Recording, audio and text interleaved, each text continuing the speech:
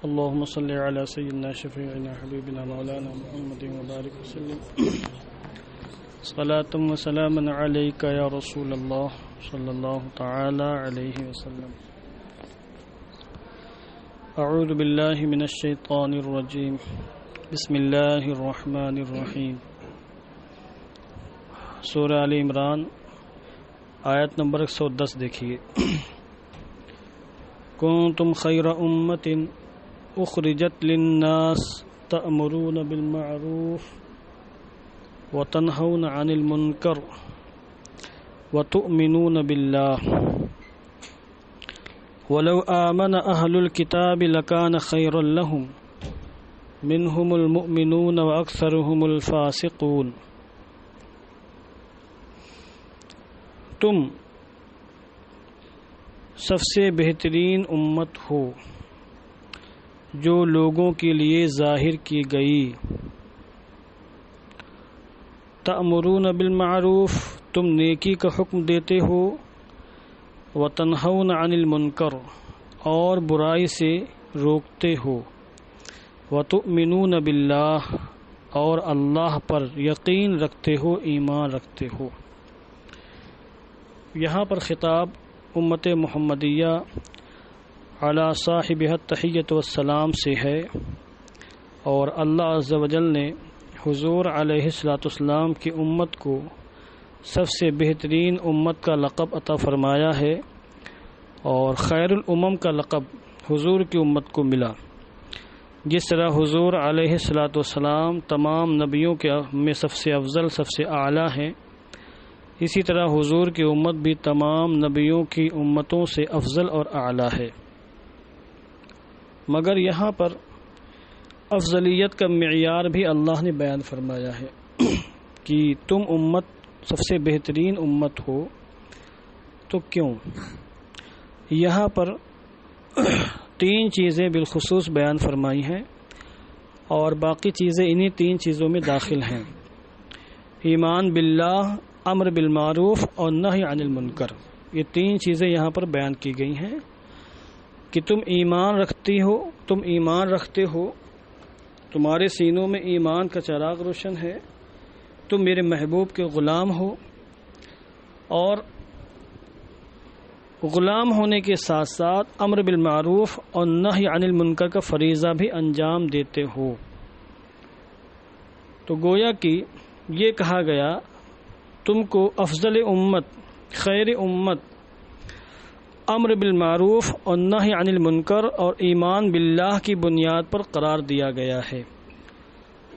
تو اب اس خیریت میں یہود و نصارہ، کفار مشرکین، مجوسی اور دیگر وہ لوگ جو سرے سے مسلمان ہی نہیں، وہ سب خارج ہیں. اسی طرح وہ لوگ جو ایمان لانے کے بعد مرتد ہو گئے، خواہ انہوں نے اپنے ارتداد کا اعلان کیا ہو یا انہوں نے ضروریات دین کا انکار کر کے گویا کہ اپنے ارتداد کا اعلان کیا ہو، یہ سارے لوگ اس میں شامل ہیں. بچے وہ لوگ جو مومن ہیں، ایمان پر قائم ہیں، اور پھر ایمان کے تقاضوں پر عمل کرتے ہیں. اور ایمان کا اہم ترین تقاضا امر بالمعروف اور نہی عن المنکر، نیکیوں کی دعوت دینا اور لوگوں کو برائیوں سے روکنا، منع فرمانا. اور یہ اہم ترین فریضہ اور اہم ترین ذمہ داری ہے. اس لیے آقا دو عالم نور مجسم صلی اللہ تعالی علیہ وسلم نے بہت سی روایتوں میں اپنے غلاموں کو نیکیوں کی دعوت دینے کا حکم دیا اور برائیوں سے منع کرنے کا حکم دیا. اور یہاں تک فرمایا من رأى منکم منکرا فلیغیرہ بیدہ وإن لم یستطع فبلسانہ وإن لم یستطع فبقلبہ، او کما قال علیہ الصلوۃ والسلام. اس طرح کی متعدد روایتیں کتب احادیث کے اندر پھیلی ہوئی ہیں. تو اگر کسی کو اپنے سر پر خیریت کا تاج سجانا ہے اور اہل خیر کے زمرے میں شامل کرنا ہے، تو پھر اس کو چاہیے کہ امر بالمعروف کا فریضہ انجام دے اور نہی عن المنکر کا فریضہ انجام دے، اور مرتے دم تک ایمان پر قائم رہنے کی مکمل اور کامل کوشش کرے. ولو آمن اہل الکتاب لکان خیر لہم، اگر اہل کتاب ایمان لے آتے تو ان کے لیے بہتر ہوتا. یعنی یہود و نصارہ اگر مومن ہو جاتے، حضور کی ولادت سے پہلے تو مومن تھے اور ایمان کا اقرار کرتے تھے، توریت و زبور پر ایمان رکھتے تھے، توریت و انجیل پر، اور آخری زمانے میں مبعوث ہونے والے نبی پر بھی ایمان رکھتے تھے، مگر جب حضور ظاہر ہو گئے اور آپ کی ولادت ہو گئی، بعثت ہو گئی، تو منکر ہو گئے، عناد میں، ضد میں، انا کا مسئلہ بنا لیا انہوں نے، اور اس طریقے سے وہ کافر ہو گئے، تو ایمان نہ لائے۔ اللہ نے فرمایا اگر یہ ایمان لے آتے اہل کتاب تو ان کے لیے بہتر ہوتا، کیونکہ جب ان کے لیے یہ ایمان لے آتے تو یہ بھی خیر امت میں شامل ہو جاتے، اور یہاں پر جس خیر امت کا ذکر کیا گیا ہے، ایمان لانے کے بعد یہود و نصارہ بھی اس خیر امت میں شامل ہو جاتے تو بہتر ہوتا نا ان کے لیے۔ پھر مگر ہوا کیا، منہم المؤمنون واکثرہم الفاسقون، ان میں سے کچھ مومن ہیں ایمان لانے والے، اکثر فاسق ہیں یعنی کافر ہیں۔ منہم المؤمنون، ان میں سے ایمان لانے والے، من تبعیضیہ ہے، ان میں سے بعض ایمان لانے والے ہیں۔ اس سے مراد عبداللہ ابن سلام ہیں جو یہودی عالم دین تھے، اللہ نے توفیق دی، مسلمان ہوئے، اور تنہا مسلمان نہیں ہوئے، ان کے ساتھ ان کے احباب بھی مسلمان ہوئے، یہودیوں کی تعداد بھی مسلمان ہوئی۔ اسی طریقے سے نجاشی بادشاہ حبشہ کا، یہ خود بہت بڑا نصرانی عالم دین تھا، بادشاہ بھی تھا، مگر کتب سماویہ کا وہ عالم تھا، اور اس نے کتب سماویہ میں پیغمبر آخر الزمان کے اوصاف و کمالات بھی پڑھے تھے، تو جب حضرت جعفر نے تقریر کی باقاعدہ اس کے سامنے تو مسلمان ہو گیا، اور صرف تنہا مسلمان نہیں ہوا، اس کے ساتھ بہت سے اس کے احباب بھی مسلمان ہوئے۔ تو انہی لوگوں کا یہاں تذکرہ ہے کہ یہودیوں میں سے بعض مسلمان ہوئے، عیسائیوں میں سے بعض مسلمان ہوئے، اور اکثر اپنے کفر پر ڈٹے رہے، اور ان میں سے اکثر خارج ہونے والے ہیں۔ فسوق کا اصل معنی ہوتا ہے خارج ہونا، فسق یفسق اے خرج یخرج۔ فاسق کو فاسق اس لیے کہتے ہیں کہ وہ طاعت الہی سے خارج ہو جاتا۔ الفاسق الذی خرج من طاعت اللہ، جو شخص اللہ کی اطاعت سے خارج ہو جائے وہ فاسق ہے، یعنی گناہ کبیرہ کرنے والوں، علی الاعلان گناہ کبیرہ کرنے والوں کو فاسق کہا جاتا ہے، اور جو خفیہ کر رہا تو اس کے بارے میں پتہ ہی نہیں کر رہا کہ نہیں کر رہا تو کیسے اس کو فاسق کہیں گے، ہے وہ بھی فاسق اندر شرع، مگر فاسق معلن نہیں ہے، وہ جو بند کمرے میں گناہ کبیرہ کرنے والا ہو، اور ایک کھلم کھلا سب کے سامنے گناہ کبیرہ کر رہا تو فاسق معلن ہے، اس پر شریعت اسلامیہ علی الاعلان فسق و فجور کا حکم جاری فرمائے گی۔ مگر یہاں پر فاسق سے مراد کافر ہے، یعنی حقیقتاً اللہ کی اطاعت سے نکل جانے والے، جنہوں نے ایمان بھی قبول نہ کیا ہو، وہ لوگ یہاں مراد ہیں۔ تو یہاں یہ مراد نہیں کہ ان میں سے بعض لوگ مومن تھے اور بعض مومن کامل تھے اور بعض فاسق تھے، مومن تھے مگر مومن کامل نہیں تھے، فاسق و فاجر تھے، یہ معنی نہیں ہے۔ تو یہود و نصارہ میں سے بعض ایمان لانے والے ہیں، اکثر کافر ہیں۔ لن یضروکم الا اذى۔ اچھا، اب جو لوگ مسلمان ہوئے تھے، عبداللہ ابن سلام اور دیگر حضرات، ان کے احباب جنہوں نے کلمہ پڑھا، مسلمان ہو گئے، حضور کی غلامی میں آ کر اپنے سروں پر خیر امت کا تاج رکھا، تو اب یہودی ان کو پریشان کرنے لگے، ان کو تانا دیتے تھے، گالی گلوز کرتے تھے، جہاں موقع ملتا تھا دھمکیاں دیتے کہ مار ڈالوں گا، چیر ڈالوں گا، پھاڑ ڈالوں گا، چھوڑ دو محمد کا دامن، چھوڑ دو مسلمانوں کا دامن، چھوڑ دو، تمہاری خیریت نہیں رہیں گی۔ خوب زوردار طریقے سے تانا بھی دیتے تھے، دھمکیاں بھی دیتے تھے۔ اب ان کے پاس طاقت و قوت تھی، تو اللہ نے یہاں غیبی خبر دی ہے، تسلی بھی دی ہے، ان لوگوں کو غیبی خبر بھی دی اور تسلی بھی دی۔ لن یضروکم الا اذى، اور لن کے ساتھ تاکید کا معنی لانا پیدا کرتا ہے کہ یہ تمہیں تانا دینے والے، گالی گلوز کرنے والے، دھمکیاں دینے والے، تنبیہ کرنے والے ہرگز تمہیں نقصان نہیں پہنچا سکیں گے، الا اذى، مگر معمولی قسم کی تکلیف۔ اذى کہتے ہیں ہر تکلیف دہ چیز کو، اسی لیے حیض کو بھی، حیض کے خون کو بھی اذى کہا گیا، تکلیف دہ ہے وہ، عورت کے لیے بھی تکلیف دہ ہے، اور اگر ایام حیض میں مرد وطی کر لے تو اس کے لیے بھی تکلیف دہ ہے، اور اگر بچہ ٹھہر جائے تو اس کے لیے بھی تکلیف دہ ہے، وہ ناقص پیدا ہوگا۔ وَيَسْأَلُونَكَ عَنِ الْمَحِيضِ قُلْ هُوَ أَذًى فَاعْتَزِلُوا النِّسَاءَ فِي الْمَحِيضِ۔ تو اذن کہتے ہیں معمولی قسم کے ستانے کو، تکلیف کو۔ تو یہ معمولی تکلیف کے سوا، معمولی ستانے کے سوا تمہیں کچھ بھی نقصان نہیں پہنچا سکتے، یعنی اے مسلمانوں تمہارے کچھ بھی بگاڑ نہیں سکیں گے، ان کی باتوں پر توجہ مت دو، یہ دھمکی دے رہے ہیں خیالی پلاؤ پکا رہے، پکانے تو ان کو خیالی پلاؤ، یہ تمہیں نیست و نابود نہیں کر سکتے، تم سے مقابلہ نہیں کر سکتے۔ اور یہ اللہ نے بشارت دی، وَإِن يُقَاتِلُوكُمْ، اور اگر وہ کسی طرح مقابلہ کرنے آ بھی جائیں، اگر وہ تم سے مقابلہ کریں گے، يُوَلُّوكُمُ الْأَدْبَارَ، تو وہ تمہیں اپنی پشتوں کو دکھا کر بھاگیں گے۔ واللہ ولی کا مطلب پیٹ پھیر کر بھاگنا، اور دبر کی جمع ادبار پشت کو بولتے ہیں، تو وہ تمہیں اپنی پشتیں دکھائیں گے، یعنی پیٹ پھیر کر سر پر پیر رکھ کر بھاگتے نظر آئیں گے، یعنی یہ تمہارا مقابلہ نہیں کر سکتے۔ ثم لا ينصرون، پھر ان کی مدد بھی نہیں کی جائے گی، تو وہ مدد یافتہ نہیں ہوں گے، ان کی نصرت نہیں کی جائے گی، حمایت نہیں کی جائے گی، پیٹ پھیر کر بھاگیں گے۔ یہ اللہ نے بشارت دی، اور من وعن ویسا ہی ہوا۔ یہ قرآن مقدس کی صداقت کی بہت پختہ دلیل ہے کہ اللہ نے فرمایا یہ تمہارا نقصان نہیں کر سکتے۔ انہوں نے آیات سنی تھی نا یہودیوں نے کہ اچھا قرآن میں یہ آیا کہ ہم ان کا کچھ بگاڑ نہیں پائیں گے، بگاڑ کے دکھاتے، بلاتے دنیا کے تمام یہودیوں کو، عیسائیوں کو، اور سب مل جل کے بگاڑنے کی کوشش کرتے، مسلمانوں کو شہید کرتے، گھروں کو لوٹتے، سمجھے آپ، عزتوں کا کباڑہ کرتے، مگر پھر کہتے دیکھو دیکھو ہم نے کر دیا، تمہارا اسلام حق نہیں ہے، تم سچے مذہب والے نہیں ہو، محمد اللہ کے پیغمبر نہیں ہے، قرآن اللہ کی کتاب نہیں، چونکہ قرآن نے کہا تھا ہم تمہارا کچھ نہیں بگاڑ پائیں گے، ہم نے بگاڑ دیا، لہذا آیت کریمہ جھوٹی ہو گئی۔ پتہ چلا کہ کلام الہی نہیں، مگر نہیں کر پائے وہ، چونکہ کلام الہی اللہ کا کلام ہے، جیسا اللہ نے فرما دیا ویسا ہی ہوا۔ اور وہ پوری ایسا بھی نہیں کہ خاموش بیٹھے رہے، وہ ہاتھ میں ہاتھ دھرے، پوری طاقت و قوت صرف کر دی، سازشوں پر سازشیں، یہاں تک کہ کفار مکہ سے باقاعدہ مل کر مسلمانوں پر حملہ کروایا انہوں نے۔ غزوہ احزاب میں سب شریک تھے، غزوہ خندق کے موقع پر، تم جب خود کچھ نہیں کر سکے، کافروں کے ساتھ مل کر انہوں نے سازش کی مسلمانوں کے خلاف، اور حضور کو شہید کرنے کی کئی بار انہوں نے کوشش کی، مگر وہ کامیاب و کامران نہیں ہو سکے۔ کیسے کامیاب و کامران ہوتے؟ شکست کی مہر لگ چکی تھی ان کی، سمجھے؟ اب خیبر میں پرخچے اڑا دیے گئے ان کے، پھر بعد میں۔ تو اگر وہ تم سے قتال کریں گے، جہاد کریں گے، لڑائی کریں گے، جہاد نہیں بولیں گے، قتال کریں گے، جھگڑا کریں گے، مقابلہ کریں گے، تو پیٹ پھیر کر بھاگتے ہوئے نظر آئیں گے۔ ثم لا ينصرون، پھر ان کی مدد بھی نہیں کی جائے گی۔ مزید اللہ نے ان کی مذمت فرمائی ان بدبختوں کی، ضربت علیہم الذلہ اینما ثقفوا الا بحبل من اللہ وحبل من الناس وباءوا بغضب من اللہ وضربت علیہم المسکنہ، ان پر ذلت مسلط کر دی گئی جہاں کہیں بھی پائے جائیں۔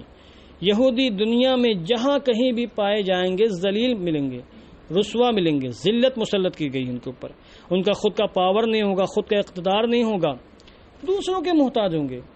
ان کو عزت ملے گی صرف دو صورتوں میں، اسی کو اللہ نے بیان فرمایا، الا بحبل من اللہ، اللہ کے سہارے سے، مگر اللہ کے سہارے سے، وحبل من الناس، اور لوگوں کے سہارے سے۔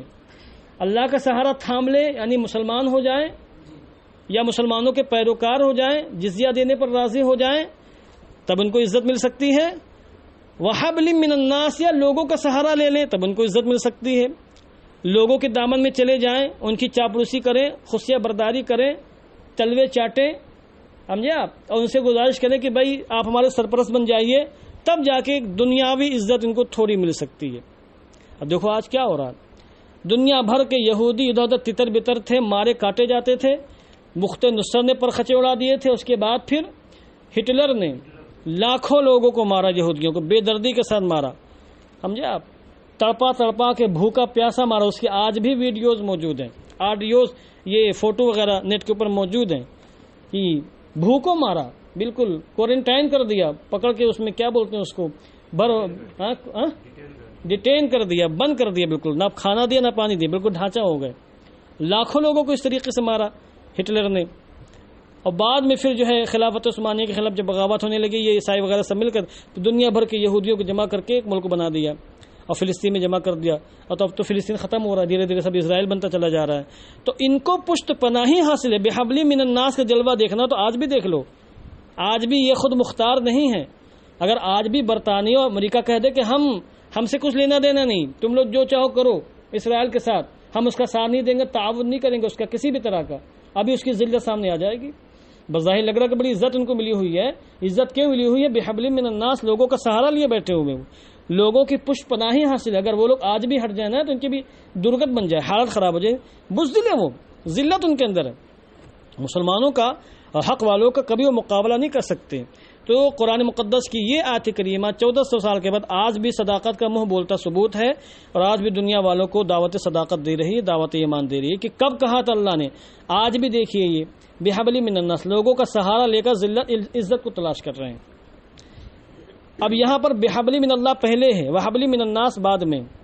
تو گویا کہ اس میں اشارہ ہے کہ اگر تم عزت چاہتے ہو تو اللہ کی رسی کو تھام لو. سمجھے آپ، اللہ کا سہارا تھام لو. تو وہ تو تھاما نہیں انہوں نے، امریکہ اور برطانیہ کا سہارا تھام لیا انہوں نے. اور باءوا بغضب من اللہ، اور اللہ کے غضب میں پلٹے. اور ضربت علیہم المسکنہ، اور ان پر ذلت کو، مسکینیت کو، محتاجی کو مسلط کر دیا گیا.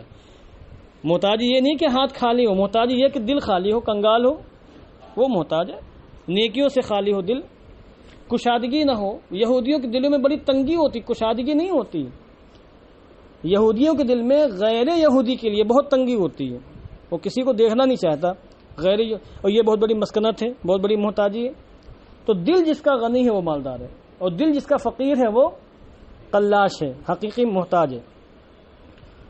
تو اللہ کے غضب میں ہے. اب یہاں سے کئی باتیں معلوم ہوئی. ایک یہ کہ یہودیوں کے لیے عزت نہیں ہے، اللہ کے نزدیک وہ ذلیل ہے، رسوا ہے، اور دنیا میں بھی ان کی ذلت ظاہر ہوتی رہتی ہے.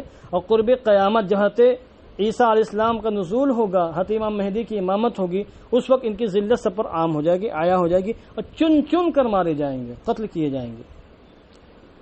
اور وہ اللہ کے غضب میں ہے، اور مسکینت اور محتاجی ان پر مسلط ہے آج بھی. ایسا کیوں؟ اتنی بڑی سزا کیوں دی اللہ نے؟ ذالک بانہم، سے اس کی وجہ، ذالک بانہم کانوا یکفرون بآیات اللہ، اور اس کی وجہ یہ ہے کہ یہ بدبخت اللہ کی آیتوں کا انکار کیا کرتے تھے. اور سب سے بڑا انکار تو وہی کہ حضور کی اوصاف و کمالات کی جو آیتیں توریت کے اندر موجود تھیں، توریت پر ایمان رکھنے کے باوجود ان آیتوں کا وہ انکار کیا کرتے تھے. وَيَقْتُلُونَ الْأَنْبِيَاءَ بِغَيْرِ حق، اور ناحق انبیاء کرام کو قتل کیا کرتے تھے. حالانکہ حضور کے زمانے کے جو یہودی تھے انہوں نے نبیوں کو قتل نہیں کیا تھا، تو بہت بانے پیدا ہوئے، مگر قتل انبیاء پر یہ خوش تھے اور قتل انبیاء پر راضی تھے. تو رضا بالکفر کفر ہے. آپ کسی کو قتل کر دیں، قاتل ہیں، اور کسی نے کسی کو قتل کیا، اس قتل پر آپ راضی، تو آپ بھی قاتل ہیں، مجرم ہیں. سمجھے آپ، کسی عمل سے راضی ہونا بھی جرم ہے. عمل کرنا جرم، اور اس عمل سے راضی ہو جانا بھی کیا ہے؟ جرم ہے. اب دوسری بات یہ کہ ناحق کہا، ناحق انبیاء کرام کا قتل ناحق ہی ہوگا. ان کا قتل برحق تو ہو نہیں سکتا ہے، ان کا قتل ناحق ہوگا. تو یہاں ناحق کی قید لگانے کی حاجت کیا پیش آئی کہ ناحق انبیاء کا قتل کیا کرتے تھے؟ جیسے حضرت یحییٰ کو شہید کر دیا، حضرت زکریا کو شہید کر دیا، اور کئی انبیاء کرام کو شہید کیا. حضرت زکریا، حضرت یحییٰ کا ذکر صراحتاً قرآن مقدس کے اندر، احادیث نبویہ کے اندر ہے. اصل میں ناحق قید لگانے کی وجہ وہ خود سمجھتے تھے کہ ہم ناحق مار رہے ہیں. ایک تو یہ ہوتا ہے کہ فی الواقع انسان کسی کو ناحق قتل کرتا ہے، مگر قتل کرنے والا سمجھتا ہے کہ ہم مارنے میں حق بجانب ہیں، ہم مارنے میں حق بجانب ہے، وہ سمجھ رہا ہے کہ میں حق بجانب ہوں، اور فی الواقع وہ خلاف حق ناحق مارتا ہے. لوگ سمجھتے ہیں کہ ناحق مار رہا ہے، مگر قتل کرنے والا یہ سمجھتا ہے کہ ہم برحق مار رہے ہیں اور مارنے میں حق بجانب ہے. یہاں حال یہ تھا کہ انبیاء کرام کے جن انبیاء کرام کو شہید کیا یہودیوں نے، تو شہید کرنے والے، مارنے والے خود سمجھ رہے کہ ہم ناحق بلا وجہ مار رہے ہیں، اپنی انا کے لیے مار رہے ہیں. حضرت عیسیٰ اسلام کو شہید کرنے کی مکمل کوشش کی، اگر ان کو آسمان پر اٹھایا نہ جاتا تو شہید ہی کر ڈالتے. اور آج کے یہودی اور عیسائی تو سمجھتے ہیں کہ ہم نے مار دیا، یہودی سمجھتے ہیں ہم نے مار دیا، اور عیسائی سمجھتے ہیں یہودیوں نے ہمارے پیغمبر کو مار دیا، قتل کر دیا. تو ان کا تو عقیدہ ہے یہ آج بھی، یہ تو اسلامی عقیدہ ہے کہ مارا نہیں گیا تھا، زندہ آسمانوں پر اٹھا لیا گیا تھا. تو یہاں فرمایا ذالک بانہم کانوا یکفرون بآیات اللہ ویقتلون الانبیاء بغیر حق. تو ایسا اس وجہ سے ہوا کہ وہ لوگ اللہ کی آیتوں کا انکار کیا کرتے تھے اور ناحق انبیاء کرام کو قتل کیا کرتے تھے. ذالک بما عصوا وکانوا یعتدون، اور ایسا اس وجہ سے کہ وہ نافرمان ہوئے اور وہ حد سے آگے بڑھا کرتے تھے. لیسوا سواء، یہ سب برابر نہیں ہیں. اب اہل کتاب کی چونکہ بات چل رہی تو اللہ نے فرمایا اہل کتاب کی بھی مراتب ہیں الگ الگ. بعض انتہائی بدبودار کافر ہیں، مشرک ہیں، بدن سے تعفن اٹھ رہا ہے، بدبو آ رہی ہے، شرک کی، کفر کی، گستاخی کی، فسق و فجور کی. مگر بعض اعلیٰ درجے کے متقی پرہیزگار ہیں، ایمان رکھتے ہیں جو حضرت عبداللہ ابن سلام اور ان کے ساتھ ایمان لانے والے یہودیوں کا یہاں ذکر ہے جو بعد میں صحابہ بنے، ان کی شان بیان کی ہے۔ وہ بھی تو یہودی تھے مگر ایمان لا کر کتنے اونچے کمال تک پہنچے، یہاں اللہ نے بیان فرمایا جن کی عبادت کا ذکر اور عبادت کی تعریف خود پروردگار عالم کرے تو ان کی شان کتنی بلند ہوگی۔ آپ دیکھیں یہ سب برابر نہیں۔ من اہل الکتاب امتن، اہل کتاب میں سے ایک گروہ ایسا ہے قائمتن جو حق پر قائم ہے، جو حضور کا غلام ہے، محبوب مصطفیٰ کا غلام ہے، اور جس کی شان یہ ہے یتلون آیات اللہ آناء اللیل، جو رات کی گھڑیوں میں ساعتوں میں اللہ کی آیتوں کی تلاوت کرتے ہیں، وہم یسجدون، اور وہ سجدے بھی کرتے ہیں۔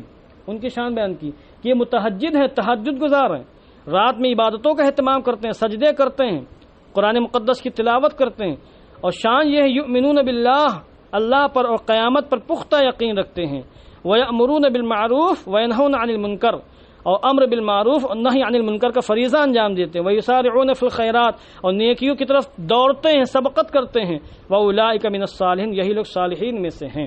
اللہ نے ان کے کئی اوصاف بیان فرمائے کہ یہ ایمان والے ہیں، ایمان لانے کے ساتھ امر بالمعروف اور نہی عن المنکر کا فریضہ انجام دیتے ہیں، رات کے لمحات میں اللہ کی آیتوں کی تلاوت کرتے ہیں، رات کے لمحات میں سجدہ ریز ہو جاتے ہیں اور اپنی پیشانی کو زیور سجدہ سے آراستہ کرتے ہیں، اور ہر قسم کے امور خیر میں دوڑتے ہوئے جاتے ہیں، سبقت کرتے ہیں، اور یہ صالحین کی نشانی وَأُولَٰئِكَ مِنَ الصَّالِحِينَ، اور یہ لوگ صالحین میں سے ہیں۔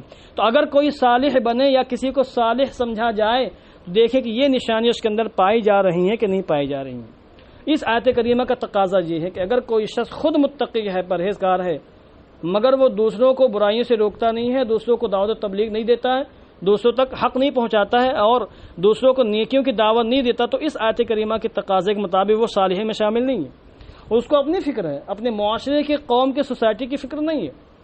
اور وہ لوگ جو رات کو اللہ کی آیتوں کی تلاوت کرتے ہیں، تہجد پڑھتے ہیں، سجدہ ریز ہو جاتے ہیں، ایمان پر مضبوطی سے قائم، اور پھر وہ لوگوں کو نیکی کی دعوت بھی دیتے ہیں، برائیوں سے روکتے بھی ہیں، وہ لوگ اس آیت کریمہ کے مصداق ہیں، یہودی مصداق ہیں جو مومن ہو گئے تھے، صحابہ کرام، پھر بعد میں آنے والے وہ حضرات جن کے اندر یہ خوبیاں ہیں، وہ سب اس کے مصداق ہیں۔